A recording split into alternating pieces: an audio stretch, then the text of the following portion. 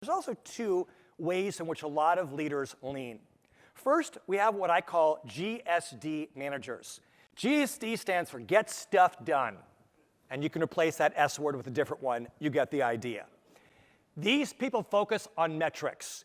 Getting the chicken out the door, on upselling, on cleaning. Whatever the standards are, they're constantly looking at the numbers. They're looking at their P&Ls. They're reading reports that their employees are, it's like a beehive. The idea is to create as much honey as possible, and the employees are the worker bees. They exist to get the job done. That's that manager's focus. Then we have what I call TLC managers, tender, loving care. They care about the results, but making their employees happy. They're all about my plan, right? What can I do to inspire that employee? They're all about culture. They're all about creating a really positive work environment. So here we have GSD leaders and we have TLC managers. How many of you would say you lean more towards being a GSD leader? You're focused on results. How many would say you focus more on TLC? Okay, so the question is, which one is better? Well, some research has been done.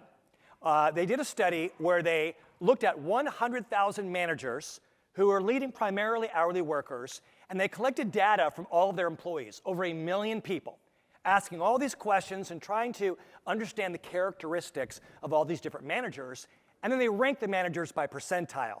So the top 1% are the best, and if you ranked 9900%, you're the worst. So they isolated one group who they described as being purely results-oriented, what I call GSD managers, not people managers at all.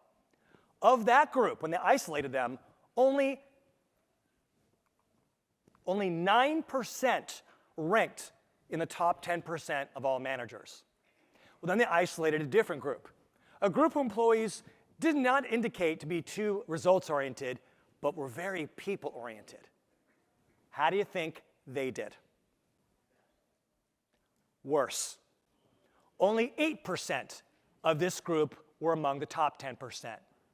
It turns out that employees want to play for a coach who actually wins games. They want to be at a place that's productive, that hits its numbers, right? Either way, both of it's a pretty small percentage. So then, by the way, so that one on the left, the TLC, right, that's like pure motivational speaker, right, and not someone who understands the numbers.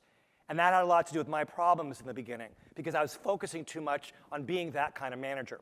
Well, then they looked at another group, a group who statistically, employees said, were both about results, but also about people and culture. They did both. Of that group, 82% ranked among the top 10% of all managers. The idea is if you want to be great, if you want your management team to be great, and if you want to have influence over your teams, you have to be able to manage in both places. Here's the rub. Each one requires working with a different side of the brain. The results-oriented managers who are solving problems, filling metrics, they're all about the prefrontal cortex, but the TLC side, the emotional people stuff, that's the middle brain. And there's a bit of a neurological seesaw. When one part of the brain is active, it tends to deactivate the other one, which means you and your managers must be very deliberate about going back and forth, about hitting the numbers and then taking a step back and looking at your people and your culture.